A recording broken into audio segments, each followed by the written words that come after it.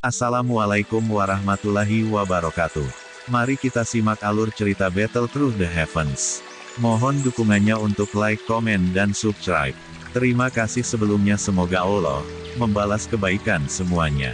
Dan semoga hari ini semuanya diberikan kesehatan dan kesuksesan. Monggo disimak. Lokasi dari 5 tes klan besar berada di aula khusus di dalam bagian dalam kota Pil Suci. Ini adalah tempat eksklusif di mana semua tes klan dari generasi ke generasi terjadi. Tempat ini dibangun oleh Menara Pil. Dari sini, orang bisa tahu seberapa besar Menara Pil menilai tes kelima klan besar ini. Tes semacam ini tidak dilakukan secara diam-diam.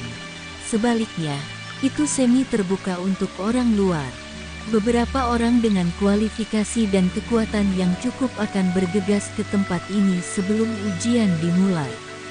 Posisi kelima klan besar selalu diawasi oleh banyak orang karena semua orang tahu bahwa ini adalah jalan pintas untuk memasuki eselon atas Menara Pil. Selama seseorang memanjat pohon besar ini yang dikenal sebagai Menara Pil, kekuatan dan reputasi seseorang akan melambung dalam semalam. Saat ini, posisi klan Ye di antara 5 klan besar itu genting. Jika gagal melewati ujian kali ini, itu akan kehilangan posisinya di antara 5 klan besar. Setelah klan Ye kehilangan posisinya, faksi lain, yang sudah mengincar tempat mereka, akan datang mengerumuni sekaligus.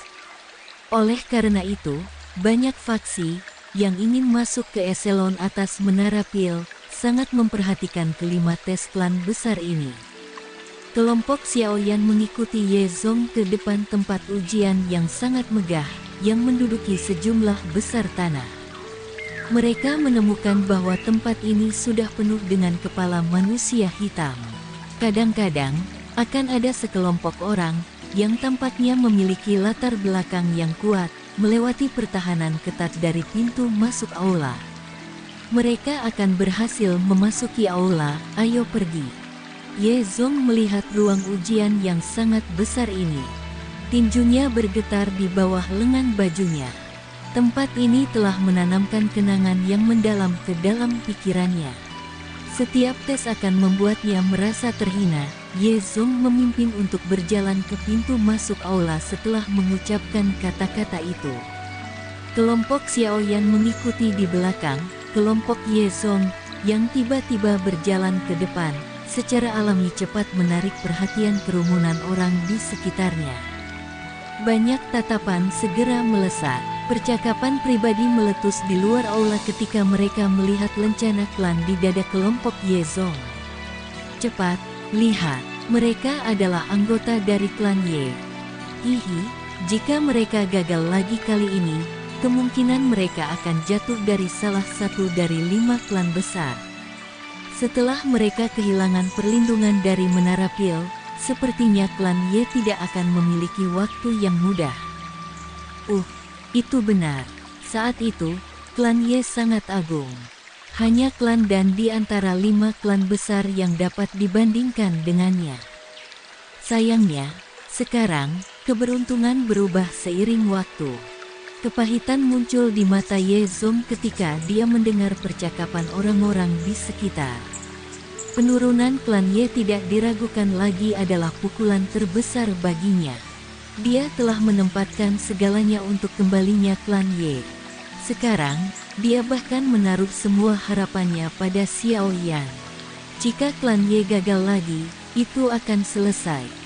Kelompok Ye Zong berhasil tiba di pintu masuk aula di depan banyak tatapan. Banyak penjaga di pintu masuk melirik lencana klan Ye di dada kelompok Ye Zong dengan cara yang acuh tak acuh. Ada ejekan samar di mata mereka. Kegagalan klan Ye selama tahun-tahun ini adalah penghinaan yang sulit dibersihkan. Meskipun hati mereka mengejek klan Ye, penjaga ini tidak berani secara terbuka mempersulit mereka. Mereka secara acak melambaikan tangan mereka, menggerakkan tubuh mereka keluar dari jalan, dan membiarkan kelompok itu lewat. Pada saat yang sama, mereka menangis ke bagian dalam aula. Klan Ye telah tiba. Ye Zong tanpa ekspresi, tampak seolah-olah dia tidak merasakan penghinaan dari para penjaga. Dia memimpin kelompok Xiaoyan. Mereka perlahan-lahan masuk sebelum menghilang dari pandangan mata yang tak terhitung jumlahnya di luar. Setelah memasuki aula besar, cahaya hangat berhamburan ke bawah.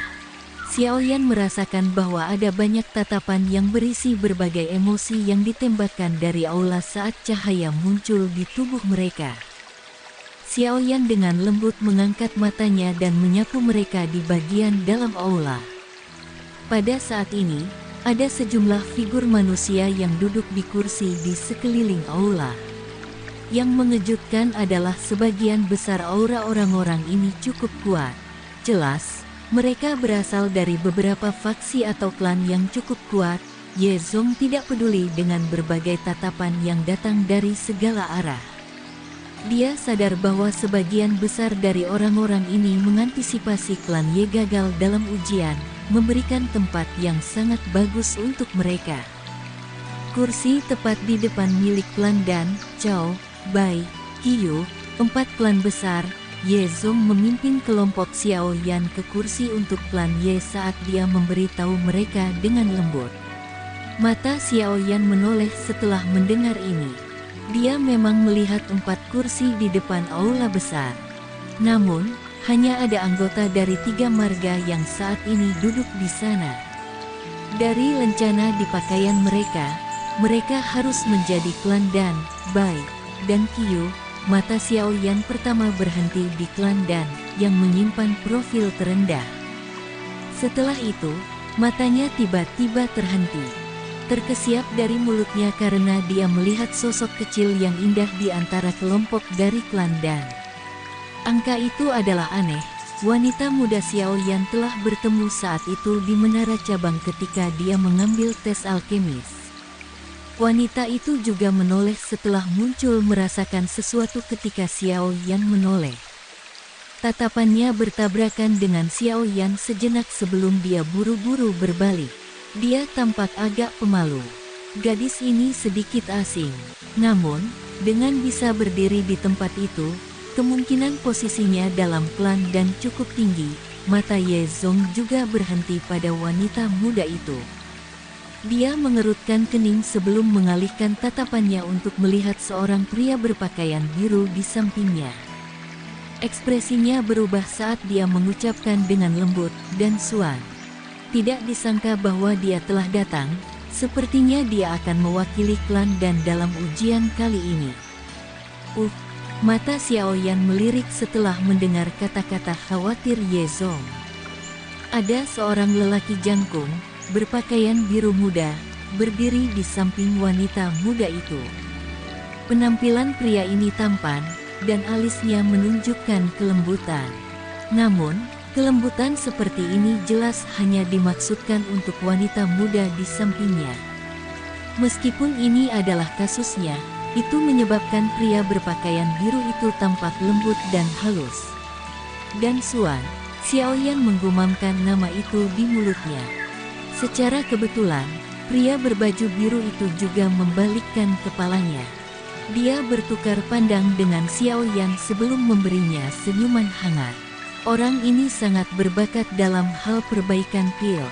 Dia bisa dianggap sebagai salah satu dari puncak bahkan dalam klan Dan dia jauh lebih kuat dibandingkan dengan Chao dan dari klan Chao. Sangat mungkin satu-satunya yang bisa menekan dia dalam klan Chao adalah penyihir itu. Jika dia berpartisipasi kali ini, dia pasti akan berada di peringkat 3 besar. Xiaoyan perlahan mengangguk sambil mendengarkan suara lembut Ye Zong. Dia akan berbicara ketika dia merasakan beberapa mata dingin. Segera, dia menoleh, hanya untuk mengetahui bahwa tatapan-tatapan ini tertembak dari kursi klan Bai. Wanita tua itu, yang telah diberi pelajaran oleh Xiaoyan hari itu, dengan kejam menatapnya dari kursi klan Bai. Ekspresinya membuatnya tampak seolah-olah dia membencinya. Dia sepertinya merasakan keinginan untuk menerkam dan memakannya. Xiaoyan bertindak seolah-olah dia tidak melihat tatapan jahatnya. Dia mengalihkan pandangannya dan fokus pada seorang pria berpakaian putih di depan klan Bai. Tubuh pria ini dipenuhi rasa dingin. Wajahnya dingin. Kilau dingin melintas ketika dia memutar matanya, menyebabkan orang takut menatapnya. Dia adalah anggota paling luar biasa dari generasi muda di klan Bai, Bai Ying. Klan Bai memang mengirimnya. Ye Zong menghela nafas saat melihat pria berpakaian putih dingin dan buritan. Klan Bai ini benar-benar tidak berniat memberikan klan Ye kesempatan untuk membalikkan keadaan. Xiao Yan memiringkan kepalanya. Dia bertukar pandang dengan Bai Ying untuk sementara waktu. Sudut mulut mereka diangkat ke busur musuh yang dipenuhi dengan rasa dingin. Sementara beberapa dari mereka sedang bercakap-cakap, mereka tiba di kursi klan Ye. Setelah itu, beberapa dari mereka mengambil tempat duduk mereka. Dibandingkan dengan kelompok yang berkembang dari yang lain, sisi mereka tampak agak kumuh. Itu dan Xuan dan Bai Ying telah melangkah ke tingkat alkemis tingkat 7 kelas menengah. Mereka pasti akan menjadi lawan yang kuat. Klan Qiyu masih baik-baik saja. Mereka hanya seorang alkemis tingkat 7 tingkat rendah dan tidak akan menimbulkan banyak ancaman. Namun, mata Ye Zong melihat ke kursi klan Chou ketika dia berbicara sampai titik ini. Saat ini, klan ini, yang sedang berkembang, di dalam wilayah Pil belum tiba. Siapa yang akan dikirim klan Chou kali ini? Chou Dan. Xiao Yan tampaknya menyadari kekhawatiran Ye Zong saat dia bertanya dengan lembut. Ada 3 orang dalam klan Chou yang disebut pilar masa depan klan. Di antara mereka, yang terkuat adalah Chou Ying, si penyihir, sementara Chou Dan yang terlemah. Ada 1 orang di atas Chou Dan yang disebut Chou Xiu. Bakat penyulingan pil Chou Xiu ini tidak bisa dibandingkan dengan Chou Dan, tapi dia menang dalam hal jauh lebih tenang daripada Chou Dan. Setelah dewasa, dia pergi sendiri dan keluar untuk berlatih. Setelah kembali ke klan 7 tahun kemudian, dia melompat ke tingkat ke-7. Berdasarkan dugaan aku, dia seharusnya saat ini telah mencapai level kelas menengah tier 7. Chou Dan dikalahkan oleh tanganmu terakhir kali. Kali ini, klan Chou kemungkinan akan mengirim Chou Xiu. Ye Zong menganalisis situasinya. Xiao Yan perlahan mengangguk. Klan Chou ini penuh dengan banyak bakat. Bukan tanpa alasan bahwa ia mampu memiliki reputasi seperti itu. Paling tidak, klan Ye jauh lebih buruk jika dibandingkan dengan mereka. Klan Chou telah tiba. Teriakan yang keras dan jelas tiba-tiba ditularkan dari luar aula sementara Xiao Yan menghela nafas dalam hatinya.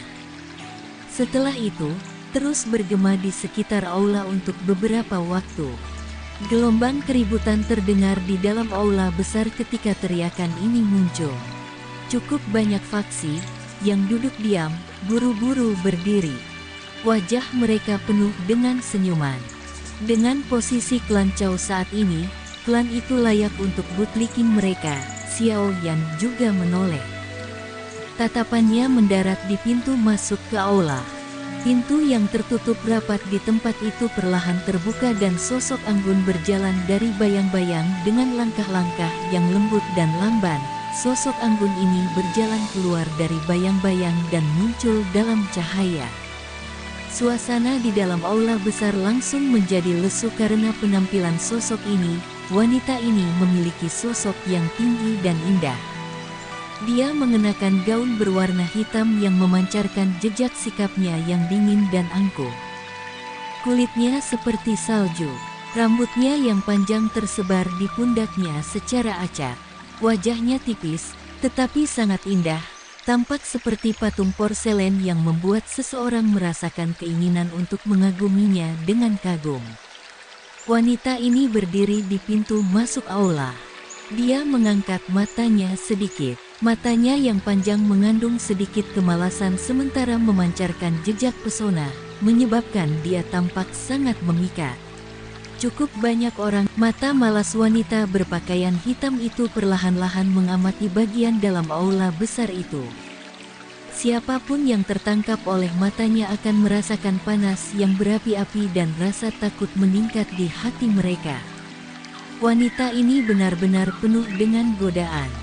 Namun, di balik godaan ini, ada ketakutan yang lebih besar dari tulang. Nama wanita ini adalah sesuatu yang hampir semua orang duduk di tempat ini pernah dengar, penyihir dari klan Chao, Chao Ying. Salah satu calon penerus potensial untuk kepala raksasa dari Menara Pil. Judul pertama itu mungkin tidak terlalu bagus, tapi itu cukup untuk mendapatkan banyak orang untuk melihatnya sebagai dewi yang tinggi di atas mereka. Kepala raksasa dari Menara Pil. Ini adalah posisi yang memiliki sejumlah besar otoritas di seluruh benua. Siapapun yang duduk di sini akan benar-benar mengalami perasaan otoritas mengerikan seperti apa. Menara Pil adalah tanah suci di hati semua alkemis di benua itu. Seseorang bahkan bisa berkata tanpa basa-basi bahwa kepala raksasa dari Menara Pil adalah para pemimpin spiritual di hati sejumlah besar alkemis. Kemampuan dari Menara Pil untuk mengumpulkan orang adalah sesuatu yang bahkan tidak perlu disebutkan. Kemampuan pemanggilan semacam ini sepenuhnya dikendalikan oleh keinginan dari kepala raksasa dari Menara Pil.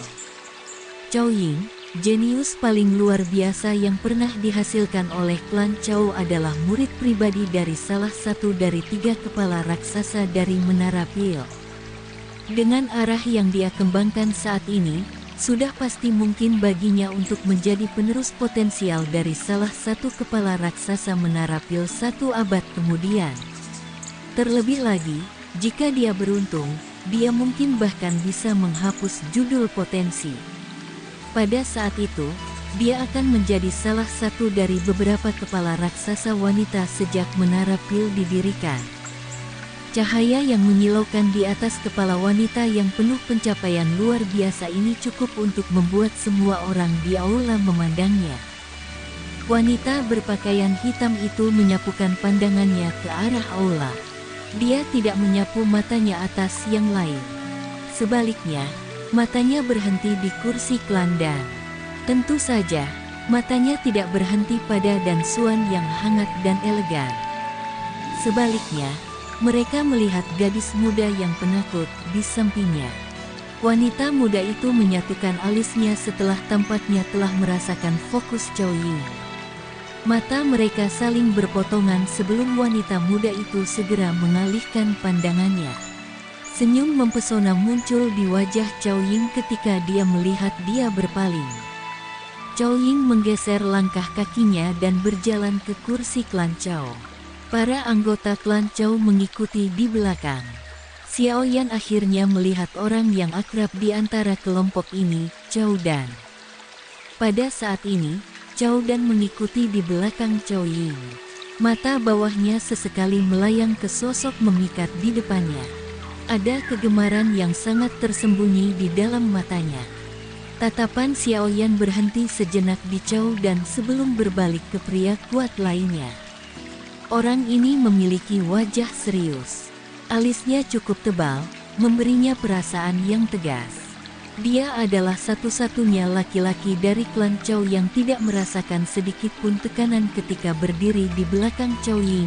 Aku pikir orang itu seharusnya Chao Xiu. Benar, Xiao Yan perlahan menarik matanya. Ketiga orang ini mewakili kekuatan teratas dari generasi muda dari klan Chao.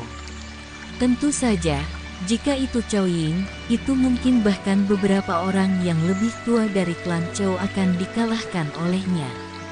Penyihir ini benar-benar bukan seseorang yang bisa dibandingkan dengan orang biasa. Chao Ying memimpin klan Chao dan berjalan ke kursi yang dialokasikan di depan banyak tatapan di aula besar.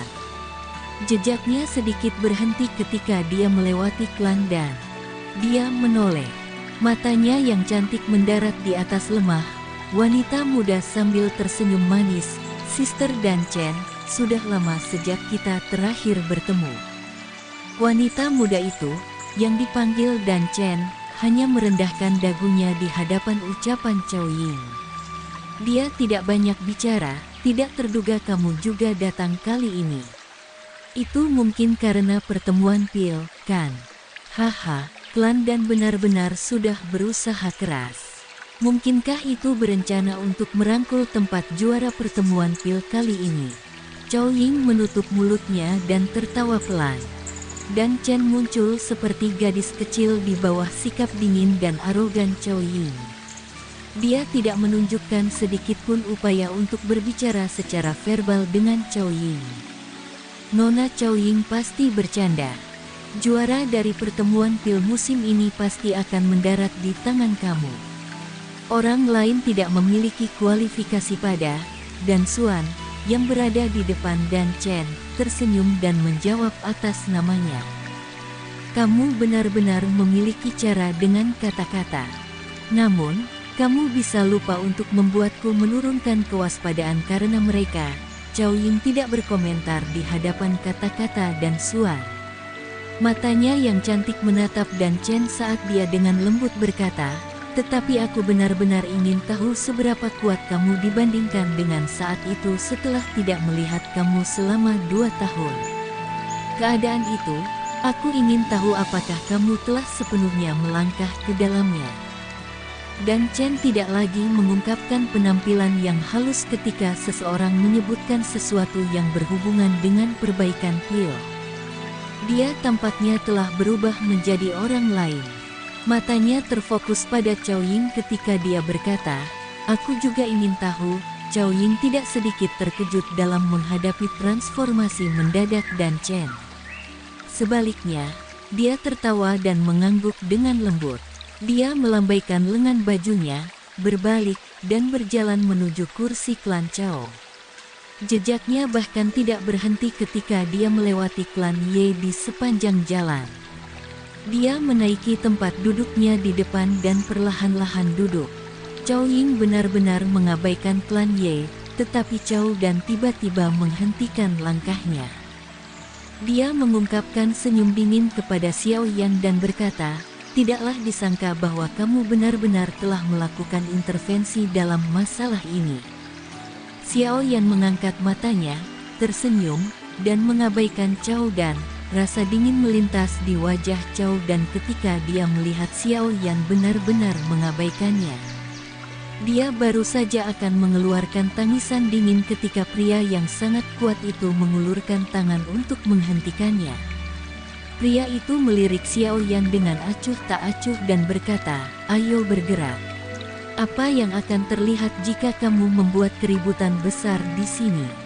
Meskipun Cao dan merasa sedikit tidak mau, dia masih mengangguk mendengar kata-kata Cao Xiu.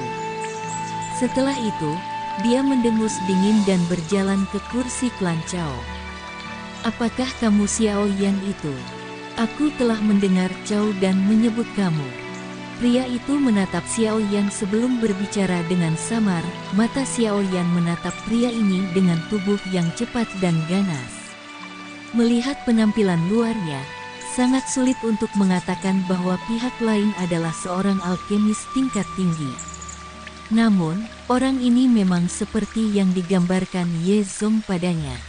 Dia tampil lebih dewasa dan lebih tenang dibandingkan dengan Cao dan Cao Xiu, salah satu dari 3 jenius hebat dari klan Cao. Kamu cukup terkenal, Xiao Yan tersenyum ketika menjawab. Jenius tidak digunakan untuk menggambarkan seseorang seperti aku. Mata Cao Xiu menatap Xiao Yan. Setelah itu, dia melirik Ye Zong dan yang lainnya di sisi Xiao Yan. Dia perlahan berkata, tingkat kamu cukup tinggi, tetapi kemungkinan sangat sulit bagi kamu untuk menyelamatkan klan Ye. Mudah-mudahan, kamu tidak akan berakhir dengan menarik diri ke dalam rawa. Terima kasih atas peringatan jujur kamu. Xiao Yan tersenyum saat dia mengucapkan terima kasih kepada Cao Xiu. Cao Xiu mengangguk. Dia tidak mau mengatakan apa-apa lagi saat dia berbalik dan berjalan ke kursi Cao. Orang ini memang tidak sesederhana Cao dan yang impulsif, yang berpikiran sederhana. Xiao Yan melihat punggung Cao Xiu, meregangkan pinggangnya yang malas. dan berkomentar dengan lembut. Cao Xiu, Talang menyempurnakan bakat tidak lebih baik dari bakat Cao Dan.